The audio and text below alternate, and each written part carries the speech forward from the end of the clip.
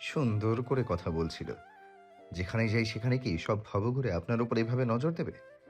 নিজের রূপের ছটায় চারপাশটা কি আমাবস্যার চাঁদ বানিয়ে রাখাটা জরুরি? এত সুন্দর হওয়ার কি দরকার ছিল আপনার? তবে মুখে সে এসবের কিছুই প্রকাশ করল না, বরং অত্যন্ত তীক্ষ্ণ স্বরে বলল, সুন্দর কথা দিয়ে ব্যান্ডেজ খোলা যায় না তৃষা। ওটার জন্য স্কিল লাগে। আর ওই সবুজ না নীল যেই হোক, ওর তাকানোর ধরন আমার মোটেও প্রফেশনাল মনে হয়নি। বেশি কথা না বলে সিটে হেলান দিয়ে বসুন। আমরা 10 মিনিটের মধ্যেই পৌঁছে যাব। তৃষা গাল ফুলিয়ে জানালার বাহিরে মুখ ফিরিয়ে নিল। সে বিড়বিড়িয়ে বলল, আজ তো একটা ডিটেক্টর। জেলাসি আর অহংকারের দোকান একটা। আপনার শকুনের মতো চোখ কি শুধু মানুষের খুঁত ধরার জন্যই?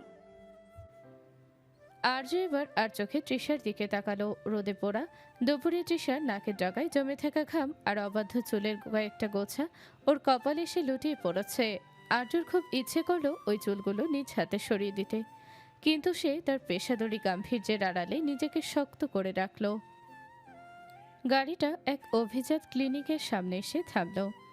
আর্য ইঞ্জিন বন্ধ করে তৃষার দিকে তাকিয়ে শান্ত অথচ গভীর স্বরে বলল, লোক তৃষা, আপনার ওই ব্যান্ডেজ করা হাতটা শুধু আপনার নয়, ওটা সারানোর দায়িত্বটা এখন আমার উপর পড়তেছে। আমি কোনো রিস্ক নিতে পারি না। এখন চটপট নামুন। তৃষা আর্যর সেই অন্তর্ভেদী চাহনির সামনে যেন আবার হেরে গেল। ক্লিনিকের করিডোরে আর্যর বলিষ্ঠ পদক্ষেপের প্রতিধ্বনি শোনা যাচ্ছিল। আর্য অত্যন্ত সতর্কতায় তৃষাকে নিয়ে কেবিনে প্রবেশ করল। সাদা দেয়াল আর আসবাবের রৌড়ো জৌলুসের মাঝে তৃষার পাংশুটে মুখচ্ছবি আরও বেশি করুণ ঠেকছিল। আর্যর পরিচিত বয়োজ্যেষ্ঠ সার্জন এসে যখন তৃষার ব্যান্ডেজ মোড়া হাতটি নিজের হাতে তুলে নিলেন, তৃষার হৃৎপিণ্ড যেন পাঁজরের ভেতর এক উন্মত্ত ঝঞ্ঝা তৈরি করল। কাচের ধারালো ফলা যখন শুভ্র গজ আর ব্যান্ডেজের স্তরে কামড় বসালো, তৃষা যন্ত্রণায় নীল হয়ে দুচোখে শক্ত করে বুঝে ফেলল। দীর্ঘদিন আবদ্ধ থাকায় ওর পেশিগুলো যেন এক অসহ্য স্পন্দনে রিরি করে উঠছে। ঠিক সেই মুহূর্তেই তৃষা অনুভব করল তার সুস্থ বাহাতটি আর্যর উষ্ণ আর বলিষ্ঠ করতাল দ্বারা সজোরে আবদ্ধ হয়েছে। আর্যর স্পর্শে সেই প্রচ্ছন্ন আশ্বাস যেন এক নিমিষে তৃষার সমস্ত ত্রাস স্মরণ করে নিল। আর্যর কপালে বিন্দু বিন্দু ঘাম জমলেও তার দৃষ্টি ছিল তৃষার আনত মুখে স্থির। সার্জন যখন ব্যান্ডেজ সরিয়ে ত্বকের উপর জমে থাকা ওষুধের আস্তর পরিষ্কার করছিলেন, তৃষা ব্যথার আতিশয্যে আর্যর হাতখানারও জোরে খামচে ধরল। আর্য একটু বিচলিত না হয়ে তৃষার খুব নিকটে এসে দাঁড়ালো। তার গলার স্বর এখন নিস্তব্ধ অরণ্যের শীতল পরশের ন্যায় স্নিগ্ধ। Just relax Trisha. Almost done. আমার দিকে তাকান। অন্যদিকে মন দেবেন না। আর্যর সেই গম্ভীর অথচ পরম মমতাময় নির্দেশে তৃষা ধীর লয়ে চোখ মেলল। দেখল আর্যর চোখে সেই চিরচেনা কঠোরতা আর যেন এক অদ্ভুত মায়ে বিগলিত হয়েছে। দীর্ঘ প্রতীক্ষার অবসান ঘটিয়ে যখন হাতটি উন্মুক্ত হলো, আর্য অত্যন্ত কোমলতায় নিজের আঙুল দিয়ে তৃষার আঙুলের ডগাগুলো ছুঁয়ে দেখল রক্ত সঞ্চালন ঠিক আছে কিনা। আর্যর সেই অপ্রকাশিত যত্নের ধারা তৃষার হৃদয়ে এক অবাক্ত অনুরাগের প্রলেপ মাখিয়ে দিচ্ছে। তৃষা আর্যর বাড়ি ফিরতে ফিরতে সূর্যটা পশ্চিম দিগন্তে হেলে পড়েছে। গোধূলির কমলাভ রশ্মি বিচ্ছুরিত হচ্ছে সেথায়। গোধূলির সেই মায়াবী আলোয় শুকনির যখন এক শান্ত স্নিগ্ধতাই অবগাহন করছে, ঠিক তখনই আর্যর গাড়ির শব্দে বাড়ির নিস্তব্ধতা ভাঙল। সদর দরজা দিয়ে তৃষা ভেতরে পা রাখতেই একজোড়ে খুদে পায়ের শব্দে পুরো ড্রয়িং রুম মুখরিত হয়ে উঠল। টুইঙ্কেল সোজা এসে তৃষার কোমরে দুই হাত জড়িয়ে ধরল। ওর নজর মুহূর্তেই পড়ল তৃষার সেই উন্মুক্ত ডান হাতের ওপর, যেখান থেকে এতদিনে সেই সাদা বিভীষিকা উধাও হয়ে গেছে। টুইঙ্কেল উত্তেজনায় খিলখিল করে হেসে উঠে বলল, বানি, তোমার হাতে সে পচা সাদা জামাটা কোথায় গেল? তুমি কি ম্যাজিক করে ওটা গায়েব করে দিয়েছো? এখন কি তুমি আবার আমাকে দু হাতে জাপটে ধরে কিস করতে পারবে? তৃষা সামান্য ঝুঁকে টুইঙ্কেলের উচ্চতায় বসল, তারপর ওকে নিজের কাছে টেনে নিয়ে ওনাকে না ঘষে আদরের স্বরে বলল, ইয়েস মাই লিটল প্রিন্সেস। বানি এখন একদম ঠিক হয়ে গেছে। এখন থেকে আমরা আবার আগের মতো ফান করব। আর প্রত্যেকটা মিশনে আমি তোমার পার্টনার হব। I am back sweetheart. Twinkle খুশিতে তৃষার গালে একটা শব্দ করে চুমু খেয়ে বলল, প্রমিস তো? এবার পাপা বকলে কিন্তু তুমি আমাকে নিয়ে একদম রকেট নিয়ে চাঁদে চলে যাবে। ওদের এই খুনসুটি আর আনন্দের মাঝে আর্যর গভীর পদক্ষেপের শব্দে পরিবেশটা হঠাৎই একটু ভারী হয়ে এলো। আর্য সিঁড়ির গোড়ায় দাঁড়িয়ে আর্যকে তৃষার উজ্জ্বল মুখের দিকে তাকালো। ও ঘাড় ঘুরিয়ে অত্যন্ত নির্লিপ্ত কণ্ঠে বলল, ব্যান্ডেজ খুলেছে মানেই কিন্তু অলিম্পিকে নাম লেখানোর ছাড়পত্র পাননি আপনি। হাড়ের জয়েন্টগুলো এখনো বড্ড নাজুক, তাই আপনার ওই চিরচেনা ক্লামসি স্বভাবটা দয়া করে নিজের স্টোর রুমে বন্দি করে রাখুন। টুইঙ্কেলের সাথে রকেট মিশনে যাওয়ার আগে অন্তত নিজের গ্রাউন্ডেড থাকার চেষ্টা করবেন। মনে রাখবেন, ফিজিওথেরাপিটা এখনো বাকি আছে, so don't overdo it. আর্যর এই রসকসহীন উপদেশে তৃষা মুখ ভেঙচি কাটল ঠিকই, কিন্তু টুইঙ্কেলের কানে মুখ নিয়ে ফিসফিস করে বলল, দেখেছো হানি, তোমার পাপার ওই পচা ইনস্ট্রাকশন ডিকশনারিটা কোনো দিনও শেষ হবে না। চল আমরা বরং চুপি চুপি আমার রুমে গিয়ে নতুন কোনো প্ল্যান করি। চলো বানি। জানো তো আজকে কি হয়েছে? তুমি এখন কলেজে চলে গিয়েছিলে, তখন তো পাপা কত রাগ করেছিল। তৃষা ওকে নিয়ে নিজের কক্ষের দিকে যেতে বলল। চলো চলো রুমে গিয়ে বলবে হানি। নিশুতি রাতের শুকনির যেন এক শান্তিময় অভয়ারণ্য। জানালার ওপারে ঝিঝি পোকার একটানা ডাক, আর ভেতরে এসির মৃদু গুঞ্জন। ড্রয়িং রুমের আবছালোয় তৃষার ডাইনিং গোছাতে মত্ত। টুইঙ্কেলকে কিছুক্ষণ আগে খাইয়ে ঘুম পাড়িয়ে দিয়ে এসেছে ও। আর্যর কড়া নির্দেশনা হয়েছে রাত 9টার মধ্যে ঘুমিয়ে পড়ার, আর ইতিমধ্যে 8:45, তাই ব্যস্ততার পরিমাণটা বেশি তৃষার। হঠাৎ নিস্তব্ধতা ভেঙে লিভিং রুমের ল্যান্ডফোনটি সজোরে বেজে উঠল। এই অসময়ে ফোনের আওয়াজটা যেন এক অজানা আশঙ্কার সংকেত বহন করে আনল। তৃষা দ্রুত এগিয়ে গিয়ে ফোনটা রিসিভ করে ধীর স্বরে বলল। হ্যালো। অপর প্রান্ত থেকে ভেসে আসলো এক মমতাময়ী বৃদ্ধার কণ্ঠস্বর। এটা কি ক্যাপ্টেন আরজু হাসানের নাম্বার? প্রভাতের সূচনা লগ্ন থেকে অগ্নি ঝরছে শুকনিরের আঙিনায়। শান্তশিষ্ট নৌ ক্যাপ্টেনের রুদ্ধ রূপে তটস্থ উপস্থিত সকলে ভীত সন্তুষ্ট হয়ে গুটিসুটি মেরে এক কোণে দাঁড়িয়ে আছে তৃষা। হামিদা বেগমের নিখুঁত দৃষ্টি আর্যর ওপর স্থির। টুইঙ্কেল সাবরিনার মৃত্তিকার সঙ্গে একটু দূরে দাঁড়িয়ে পরিস্থিতি বোঝার ব্যর্থ প্রচেষ্টা চালাচ্ছে, তবে ক্ষুদ্র মস্তিষ্কটা কিছুতেই কিছু বুঝতে পারছে না। গতরাতে সেই রহস্যময় ল্যান্ডফোনের পর থেকেই শুকনিরের শান্ত আবহাওয়ায় এক অস্থির বাষ্পদানা বেঁধেছিল। তৃষা খুব ভোরে যখন আর্যকে সে বৃদ্ধার নাম জাহানারা বেগম বলেছিল, তখন থেকেই আর্যর মাঝে এক অদ্ভুত পরিবর্তন লক্ষ্য করেছে সে। জাহানারা বেগম আর্যর সেই জন্মদাত্রী মা, বহু আগে যাদের সাথে মেহেরিনের কারণে সম্পর্ক ছিন্ন করেছে আর্য। পরিস্থিতি বিশ্লেষণে ব্যর্থ হয়ে তৃষা তৎক্ষণাৎ হামিদা বেগমকে ফোন করে সবটা জানিয়েছিল। হামিদা বেগমও খবর পাওয়া মাত্রই এক প্রকার হন্তদন্ত হয়ে শুকনিরে ছুটে এসেছেন। হামিদা বেগম ধীর পায়ে এগিয়ে গিয়ে আর্যর কাঁধে হাত রাখলেন। অত্যন্ত শান্ত অথচ দৃঢ় স্বরে তিনি ডাকলেন, আর্য, নিজেকে শান্ত করো বাবা। আপা যখন ফোন করেছে তখন একটিবার অন্তত তাদের সাথে কথা বলা প্রয়োজন। নিজের ভুলটা তুমি বুঝতে পেরেছো বলো? যত দেরি হোক না কেন, আর বাবা মার কাছে সন্তানের এই সকল ভুল কিছুই না বাবা।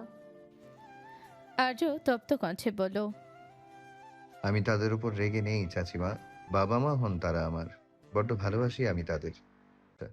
তবে এত বড় ঘৃণ্য কাজ করার পরে এই মুখ কিভাবে দেখাবো আমি তাদের?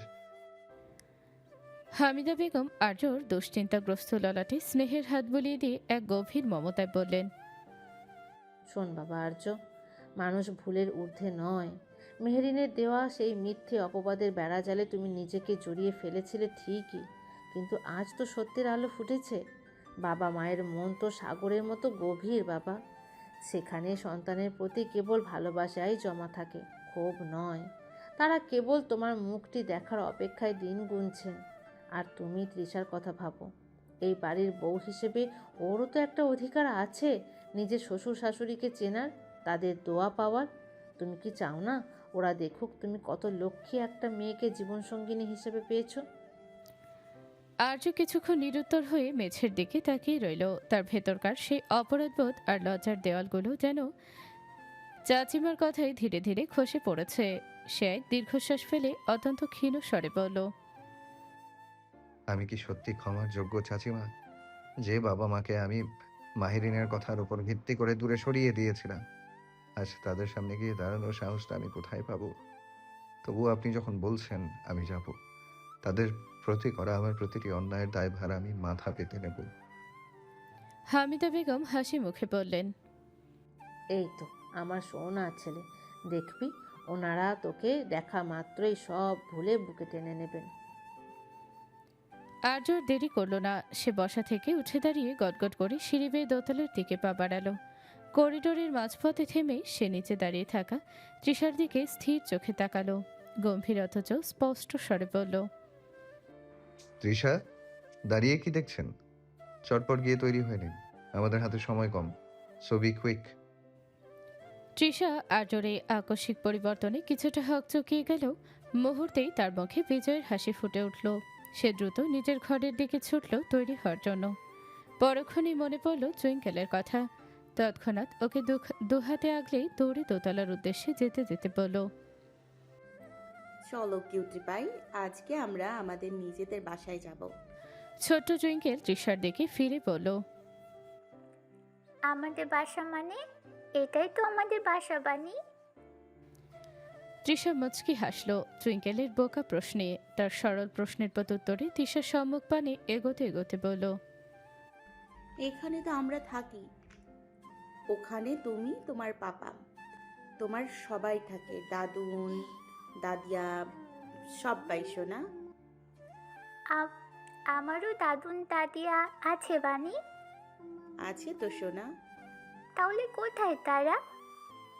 আমরা তো আজকে তাদের কাছেই যাচ্ছি, তখন গিয়ে দেখো তারা কোথায়। ওকে বানি, আমি খুব এক্সাইটেড। আমিও সুইটহার্ট। জ্যৈষ্ঠীর তপ্ত দ্বীপ্রহর আজ ধরিত্রীর বুকে এক অদৃশ্য দাহ ছড়িয়ে দিয়েছে। মধ্য গগনে সূর্যটা যেন কোনো এক রোশনালী অগ্নিকুণ্ডে পরিণত হয়েছে। হামিদা বেগম কিছুক্ষণ আগে তৃষার প্রয়োজনীয় সবটুকু গুছিয়ে দিয়ে বিদায় নিয়েছেন। তার পরম মমতায় ঘেরা দোয়াটুকু সঙ্গী করে আর্য। তৃষার ছোট্ট টুইঙ্কেল রওনা হলো গন্তব্য খুলনা। পিচঢালা রাজপথ চিরে আর্য সাদা রঙের সেডানটি যখন দ্রুত গতিতে ছুটছে, তখন তৃষার মনের ভেতর এক অজানা রোমাঞ্চ আর শঙ্কার লুকোচুরি। বাতাসের শোষ শব্দ আর গাড়ির এসির স্নিগ্ধতার মাঝে আজ এক নতুন অধ্যায়ের সূচনা হতে চলেছে শুকনিরের মানুষগুলোর জীবনে। গাড়ির ভেতরে এক পিনপত নীরবতা। আর্যর হাত দুটি স্টিয়ারিংয়ের ওপর বড্ড স্থির, যেন সে কোনো গভীর ধ্যানের মধ্য দিয়ে এক কঠিন সত্যের মুখোমুখি হতে চলেছে। তৃষা আর্যকে আর্য সেই রাজভারী মুখাবয়বের দিকে তাকাচ্ছিল।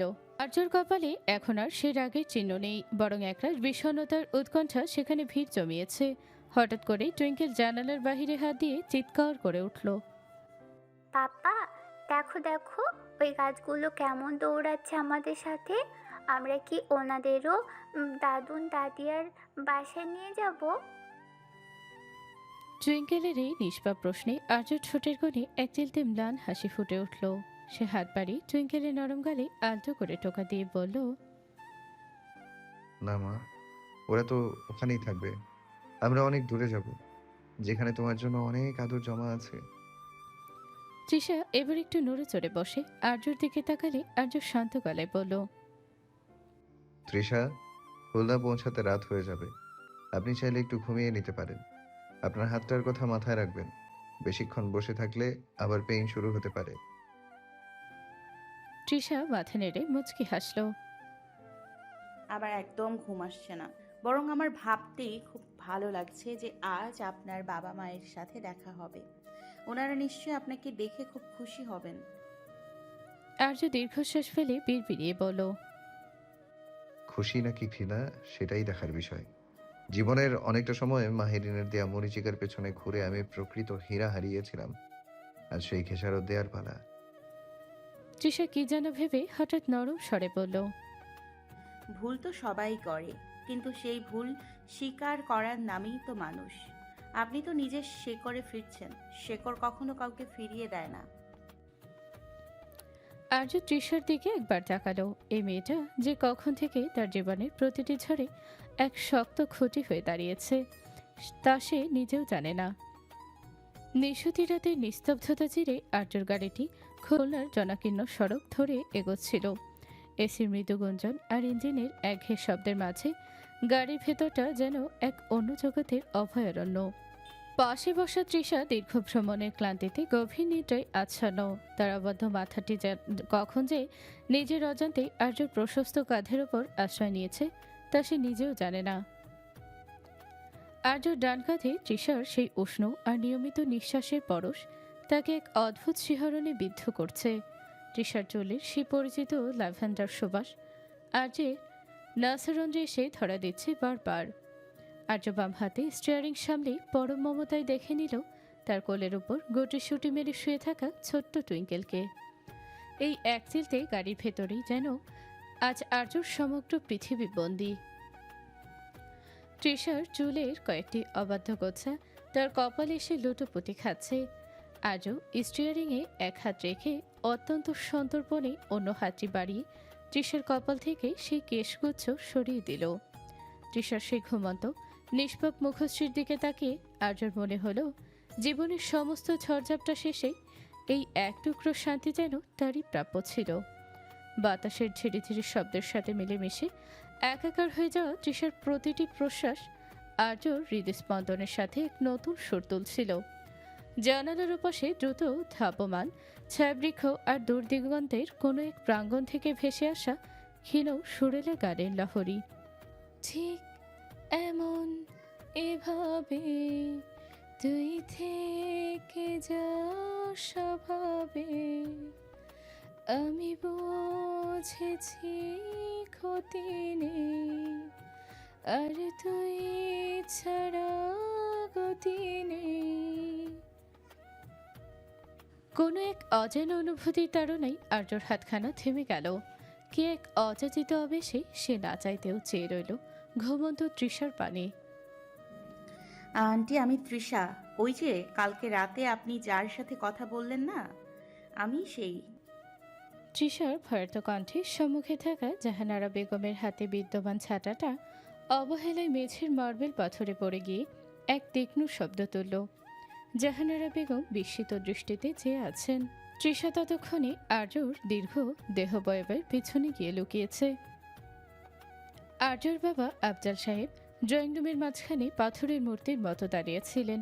তার চোখের কোণে জল টলমল করছে কাঞ্চিত, কিন্তু ব্যক্তিত্বের গাম্ভীর্য তখনও অটুট।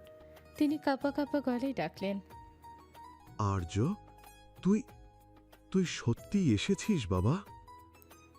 আর্য কোনো উত্তর দিল না। সে কেবল অবনত মস্তকে নিজের অপরাধবোধের ভারে নুয়ে পড়ল। জাহানারা বেগম ততক্ষণে নিজেকে সামলে নিয়ে তৃষার দিকে এক ধাপ এগিয়ে এলেন, নরম কণ্ঠে শোধালেন, তুমি মাহিরিন নও? তৃষা ভীত স্বরে বলল, না তো। তাহলে? জাহানারা বেগমের এহেন প্রশ্নের জবাবে কিছুটা চুপসে গেল তৃষা। যথার্থ প্রত্যুত্তর খুঁজতে ব্যর্থ হয়ে বলতে গেল, আমি টুইঙ্কেলের তবে তাকে কথা শেষ করতে দিল না আর্য। অধীর পায়ে এগিয়ে এসে তৃষাকে সামনে নিয়ে ভরাট কণ্ঠে বলল, মা, ও তৃষা আমার ওয়াইফ। তৃষা বিস্ময় বিস্ফোরিত নয়নে আর্যর দিকে তাকিয়ে রইল। হৃৎপিণ্ডটা বুকের ভেতর যেন ড্রাম বাজাচ্ছে। আমার ওয়াইফ শব্দ দুটো আর্যর গম্ভীর কণ্ঠে উচ্চারিত হওয়ার পর ড্রয়িং রুমের বাতাস যেন এক মুহূর্তের জন্য থমকে গেল। তৃষা তো বলতে চেয়েছিল ও টুইঙ্কেলের বাণী, স্রেফ একজন বন্ধু, কিন্তু আর্যর এই বলিষ্ঠ পরিচয়দান তৃষার সমস্ত যুক্তিকে যেন এক লহমায় ধুলোয় মিশিয়ে দিল। জাহানারা বেগম নিজের কানকেও যেন বিশ্বাস করতে পারছিলেন না। তিনি অবিশ্বাসের দৃষ্টিতে তৃষার সেই মায়াবী আর নিষ্পাপ মুখশ্রীর দিকে চেয়ে রইলেন। মাহেরিনের সেই উগ্রতা আর দম্ভের লেশমাত্র নেই এই মেয়েটির মধ্যে, বরং একরাশ স্নিগ্ধতা যেন ওর অবয়ব ঘিরে আছে। জাহানারা বেগম কাঁপা কাঁপা হাতে তৃষার চিবুক ছুঁয়ে ঝড়া গলায় বললেন, তৃষা, তুমি তৃষা? তৃষা কিঞ্চিত হেসে সম্মতিসূচক মাথা ঝাঁকালো। হঠাৎ ঘুমন্ত টুইঙ্কেল চোখ কসলাতে কসলাতে উঠে বসলো।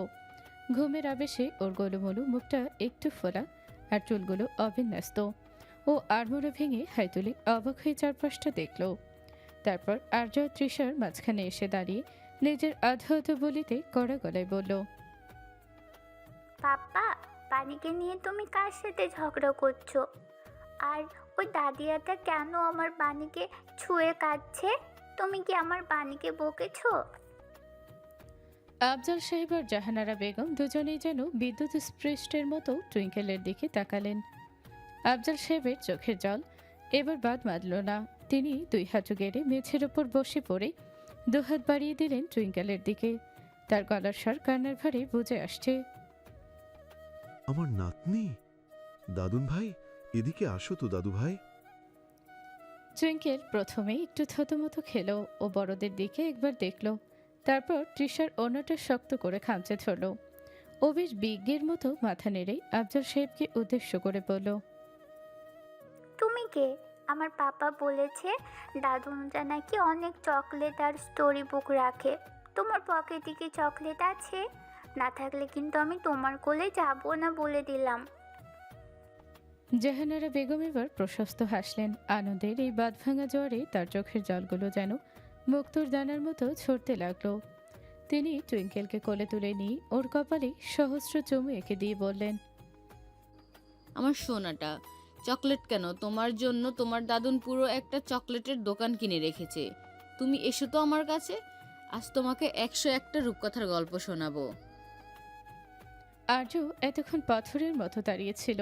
মাতৃভক্ত ছেলেটির এতদিন পর নিজের মাকে সামনে রেখে বুকটা হঠাৎ হু হু করে উঠছে।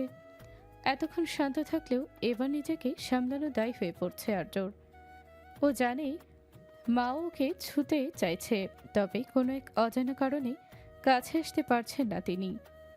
তবে এবারের কোনো বাধা মানল না। আর্য এক প্রকার দৌড়ে গিয়ে মাকে জড়িয়ে বলল, তুমি রেগে আছো মা? মাফ করনি এখনো? কথাগুলো বলার সময় ওর কণ্ঠটা ধরে আসছিল।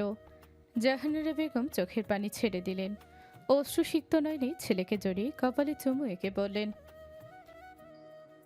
আমি তো তোর ওপর কখনো রাগই করিনি বোকা ছেলে। মায়ের এক একটা দীর্ঘ স্নেহ পরশে আর্য অবাধ্য হচ্ছে। তৃষা মুগ্ধ নয়নে চেয়ে আছে। টুইঙ্কেলও চুপিসারে দেখছে বাবা আর দাদিয়ার কাণ্ড। মায়ের সাথে এক দীর্ঘ বাক্যালাপ শেষ করেই আর্য ধীর পায়ে আফজাল সাহেবের সামনে গিয়ে বসল। তাকে সালাম করতে গিয়ে আর্য নিজেরও দুচোখ ভিজে এলো। সে ধরা গলায় বলল, বাবা, আমি বড্ড দেরি করে ফেলেছি। কিছু বিষাক্ত অনুভূতি আমার বিবেককে অন্ধ করে দিয়েছিল। আমি তোমাদের অনেক কষ্ট দিয়েছি, মাফ করে দিও আমায়। আফজাল সাহেব আর্যকে জড়িয়ে ধরে বুকে টেনে নিলেন। এক বিশাল বটবৃক্ষের মতো আগলে রাখা সেই পিতৃস্নেহ আজ আর্যর সমস্ত অপরাধবোধ ধুয়ে মুছে ছাপ করে দিল। তিনি আর্যর পিঠে হাত বুলিয়ে বললেন, ভুল তো মানুষই করে রে খোকা, কিন্তু সেই ভুল স্বীকার করে সে করে ফিরে আসাই বড় বীরত্ব। তুই আজ শুধু নিজে ফিরে আসিসনি, তুই আমাদের ঘরের লক্ষ্মী আর এই চাঁদের কণা নাতনিটাকেও নিয়ে এসেছিস। আজ থেকে এই শূন্য বাড়ি আর খাঁ খাঁ করবে না। তৃষা একপাশে দাঁড়িয়ে এই পুনর্মিলনের দৃশ্যটা দেখছিল। ওর বুকের ভেতরের সবটুকু জড়তা যেন উধাও হয়ে গেছে। নবপ্রভাতের স্নিগ্ধতার ছাপিয়ে এক অদ্ভুত ব্যস্ততায় মত্ত হয়েছে পুরাতন জমিদারি ধাঁচের এহসান ভিলা নামক খুলনার সুবৃহৎ বাড়ির আঙিনা। পার্শ্ববর্তী বাগান থেকে ভেসে আসা পাখির কিচিরমিচির গুঞ্জনে সবে তন্দ্রা টুটল তৃষার। আড়মোড়া ভেঙে চোখ মেলতেই সে নিজেকে আবিষ্কার করল এক বিস্তর বনেদি কক্ষে। শ্বেতপাথরের শীতল মেঝে, বিশাল কাঠের কারুকাজ করা পালঙ্ক আর সিলিংয়ে ঝুলন্ত ভিক্টোরিয়ান ধাঁচের ছাড় লণ্ঠন। কালকের সফর ক্লান্তি আর দীর্ঘ রাত অবধি জায়গার দরুন নিদ্রার সময়কাল দীর্ঘ হয়েছে তার। বাহিরে রোদ্রের প্রখরতা দেখে বেলার পরিমাণটা কিঞ্চিত আঁচ করতে পারল তৃষা। তৎক্ষণাৎ আড়মোড়া ভেঙে উঠে বসল বিছানায়। দেয়াল ঘড়ির টিকটিক ধ্বনি সকাল 10টার জানান দিচ্ছে। ও দ্রুত পায়ে অসমে প্রবেশ করল। কিছুক্ষণ পর তৃষা দ্রুত পায়ে তৈরি হয়ে রুম থেকে বেরিয়ে এলো। ওর বুকের ভেতরটা দৌড়ে দৌড়ে করছে। বাড়ির নতুন পরিবেশে প্রথম সকালে এত দেরি করে ওঠাটা নিঃসন্দেহে লজ্জাজনক। সিঁড়ি বেয়ে নিচে নামতেই তার কানে এলো এক প্রাণবন্ত হাসির রোল। ড্রয়িং রুমে প্রবেশ করতেই তৃষার চোখের সামনে এক অপূর্ব দৃশ্য ভেসে উঠল। বিশাল কারুকাজ করা সেগুন কাঠের সোফায় আয়েশ করে বসে আছেন আফজাল সাহেব, আর তার কোলের ওপর আছোয়া হয়ে টুইঙ্কেল মহা উৎসাহে হাত পা নেড়ে কোনো এক কাল্পনিক যুদ্ধের গল্প শোনাচ্ছে। আফজাল সাহেব পরম মমতায় নাতনির চুলে হাত বুলিয়ে দিচ্ছেন আর থেকে থেকে হেসে উঠছেন। দৃশ্যটা এতই নির্মল যে তৃষা এক মুহূর্তের জন্য থমকে দাঁড়িয়ে রইল। ঠিক তখনই রান্নাঘর থেকে তেলের ছ্যাঁচ শব্দ আর মশলার ঝাঁঝালো ঘ্রাণ ভেসে এলো। তৃষা বুঝতে পারল জাহানারা বেগম সকাল থেকেই ব্যস্ত। সে অপরাধী মুখে দ্রুত পায়ে রান্নাঘরের দিকে এগোতে চাইল, কিন্তু তার আগেই পেছন থেকে আফজাল সাহেবের গরুগম্ভীর অথচ দরজ কণ্ঠস্বর ভেসে এলো। আরে মা, উঠে পড়েছ? ঘুম ঠিকঠাক হলো তো? নতুন জায়গা হয়তো একটু অস্বস্তি হয়েছে তোমার। তৃষা অপ্রস্তুত হয়ে আফজাল সাহেবের সামনে গিয়ে দাঁড়ালো। মাথাটা সামান্য নিচু করে লাজুক স্বরে বলল, আসলে বাবা, কালকের জার্নিটার পর শরীরটা একটু বেশি ছেড়ে দিয়েছিল। আমার অনেক আগে ওঠা উচিত ছিল। মা হয়তো একা সব কাজ করছেন। আফজাল সাহেব হাত তুলে ওকে আশ্বস্ত করে হাসলেন। তার চোখে মুখে আজ এক অদ্ভুত প্রশান্তি। তিনি বেশ রসিকতার সুরে বললেন, আরে না না, তোমার মায়ের তো আজ ঈদের আনন্দ। 24 ঘন্টা রান্নাঘরে থাকলেও ওর ক্লান্তি নেই আজ। তুমি বরং এখানে বসো তোমা, এই বুড়ো মানুষটার সাথে একটু গল্প করো। আর যত চিরকালই একটু কম কথা বলা ছেলে, ছোটবেলাটাও ও তো কেবল হুঁ হ্যাঁ করেই কাটিয়ে দিল। তোমার মুখ থেকে ওর কিছু বদনাম শুনি। তৃষা অবাক হয়ে দেখল এই গম্ভীর মানুষটি কতটা সহজভাবে তাকে আপন করে নিয়েছেন। ঠিক সেই মুহূর্তেই রান্নাঘর থেকে হাতাখুন্তির শব্দ থামিয়ে দরজায় এসে দাঁড়ালেন জাহানারা বেগম। কপালে সামান্য ঘাম, পরনে সুতি শাড়ি, কিন্তু চোখে মুখে এক আকাশ তৃপ্তি। তিনি তৃষার বিচলিত মুখটা দেখে অভয় দেওয়ার ভঙ্গিতে হাসলেন। আরে আর্যর বাবা, মেয়েটাকে সকালে জেরা শুরু করলে নাকি? দেখছো না ও কতটা অপ্রস্তুত হয়ে আছে?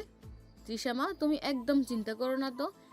এই বাড়িতে কোনো নিয়ম নেই যে সকালে তোমাকে রান্নাঘরে ঢুকতে হবে। আজ আমি আমার মনের মতো করে তোমাদের সবার জন্য রান্না করছি। তুমি বরং তোমার শ্বশুরের সাথে একটু গল্প করো মা। তৃষা আফজাল সাহেবের পাশের সোফাটায় বসল। আফজাল সাহেব স্নেহের দৃষ্টিতে তৃষার দিকে যেই এক দাঁড়াজ হাসি দিলেন। তৃষার জড়তা কাটাতে তিনি বেশ বন্ধুত্বপূর্ণ স্বরে বললেন, জানো মা, এই বাড়িটা দীর্ঘ 6টা বছর একদম নিথর হয়ে পড়েছিল। আমি আর তোমার মা কেবল দেয়ালের ছবিগুলোর সাথে কথা বলতাম। আজ সকালে তোমার আর টুইঙ্কেলের হাসির শব্দে মনে হচ্ছে প্রাণহীন ইটের পাঁজরে কেউ প্রাণ ফুঁকে দিয়েছে। আর্যর মতো একটা খ্যাপাটি ছেলেকে তুমি সামলাচ্ছ কি করে, সেটাই আমার মাথায় খেলছে না। তৃষা হেসে ফেলে লজ্জিত মুখে উত্তর দিল, বাবা, উনি তো সারাক্ষণই ক্যাপ্টেনগিরি করেন। সারাদিন শুধু এটা করো না, ওটা করো না। ওনার শাসনের চোটে আমার জান যায় যায় অবস্থা। আফজাল সাহেব হো হো করে হেসে উঠলেন। একদম ওর দাদুর মতো হয়েছে। তবে শোনো মা, বাইনের ওই শক্ত খোলসটা দেখে ওকে বিচার করো না। ও ভেতরে ভেতরে বড্ড নরম। তুমি এসেছো বলেই হয়তো আজও নিজের শেকড় খুঁজে পেয়েছে। এখন থেকেই বুড়ো মানুষটার টিম হলো তুমি আর টুইঙ্কেল। আর্য যদি বেশি শাসন করে সরাসরি আমাকে রিপোর্ট করবে। এই বাড়ির সব অর্ডারের উপর আমার ভেটো পাওয়ার আছে, মনে রেখো। তৃষা পরম শ্রদ্ধায় আফজাল সাহেবের দিকে তাকালো। একজন শ্বশুর যে প্রথম দিনেই বাবার মতো এতটা সহজ হয়ে উঠতে পারেন তা যেন ওর কল্পনাতীত ছিল। প্রাতরাশের সময় পেরিয়ে মধ্যাহ্নভোজের সময় হয়েছে বলা যায়। টেবিলটা খাবার বাড়া হচ্ছে। সকালে উপস্থিত থাকলেও একমাত্র আর্য অনুপস্থিত। তৃষা কিঞ্চিত অনুসন্ধিৎসু দৃষ্টিতে খুঁজতে তৎপর আর্যকে, তবে সেটা বড্ড অগোচরে। সকলে দৃষ্টিকে ফাঁকি দিতে পারলেও জাহানারা বেগমকে ফাঁকি দিতে ব্যর্থ হলো তৃষা। জাহানারা বেগম টেবিলে খাবার সাজাতে সাজাতে তৃষাকে উদ্দেশ্য করে বললেন, আর্য গার্ডেনে। জাহানারা বেগমের কথাই ধ্যান ছুটল তৃষার। অপ্রকৃত স্থির নেই সে বলল, আমি তো এমনি। জাহানারা বেগম কিচেনের উদ্দেশ্যে যেতে যেতে মৃদু হেসে বললেন, আমিও এমনিই বললাম। গার্ডেনটা বাড়ির উত্তর সাইডে। জাহানারা বেগমের অর্থপূর্ণ হাসির সামনে তৃষার গাল দুটো আপেলের মতো রাঙা হয়ে উঠল। সে আর বাক্য ব্যয় না করে ওড়নাটা কাঁধে ঠিক করে নিয়ে ধীর পায়ে এগিয়ে চলো বাড়ির উত্তর পাশে বাগানের উদ্দেশ্যে। এহসান ভিলার এই বাগানটি যেন এক টুকরো অরণ্যের রূপকথা। প্রাচুর্যময় সবুজের সমারোহে ঘেরা এই প্রাঙ্গণে রোদ ছায়ের আলাপনা আঁকা।